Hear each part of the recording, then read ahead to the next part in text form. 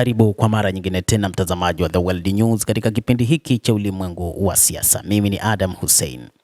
Rais wa Marekani Bwana Donald Trump anakiri kusema kwamba Putin lazima alipize kisasi kwa shambulio la ndege zisizokuwa na rubani za Ukraine. Rais huyo wa Marekani, kutokana na anavyomjua rais wa Urusi Vladimir Putin, anasema kamwe Putin hawezi kuliacha hili lipite hivi hivi baada ya mashambulizi ya daraja la Crimea na maeneo mengine katika ardhi ya Urusi. Vladimir Putin amesema atalazimika kujibu shambulio kubwa la ndege zisizokuwa na rubani za Ukraine dhidi ya vituo vya anga vya Urusi. Rais wa Marekani Bwana Trump ameonya. Akizungumza baada ya kupigiwa simu na rais wa Urusi, Trump alisema, Rais Putin ameniambia kwamba kwa nguvu sana kwamba atalazimika kujibu mashambulizi ya hivi majuzi kwenye viwanja vya ndege vya taifa hilo. Kupitia shirika la habari la BBC limeeleza kwamba maafisa wa Urusi wamekataa kuthibitisha hili siku ya Jumatano usiku, lakini Moscow ilikuwa imesema hapo awali kuwa chaguzi za kijeshi ziko mezani kwa majibu yake.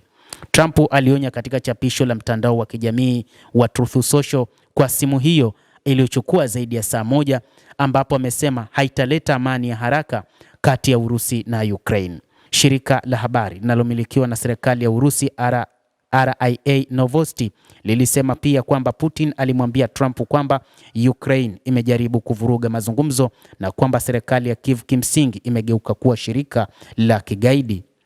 Mazungumzo kati ya viongozi hao wawili yanakuwa ya kwanza tangu Ukraine ilipofanya mashambulizi ya kushtukiza kwa kutumia ndege zisizokuwa na rubani kushambulia vituo vya anga vya Urusi mnamo tarehe 1 Juni, yakilenga kile ilichosema kuwa ni washambuliaji wa masafa marefu wenye uwezo wa nyuklia.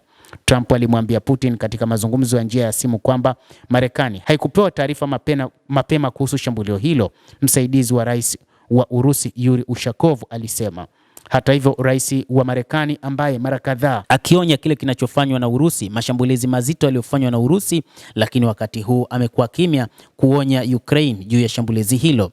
Vladimir Putin amesema atalazimika kujibu shambulio kubwa la ndege zisizokuwa na rubani dhidi ya Ukraine katika vituo vya anga dhidi ya Ukraine, ambapo rais huyo wa Marekani amesema kwamba kutokana na hali ilivyo sasa, Bwana Putin hawezi kuangalia jambo hili likapita hivi hivi. Hata hivyo, Ukraine, kutokana na kile inachoamini kwamba ina uwezo wa kufanya mashambulizi wakati wowote dhidi ya Urusi, imeamua kurusha makombora hayo na kusababisha uharibifu wa mabilioni ya dola katika taifa hilo la Urusi, ambapo rais wa Urusi Bwana Vladimir Putin kupitia simu aliyozungumza na Bwana Trump anasema kwamba wakati huu hali Ukraine itakuwa ni mbaya sana.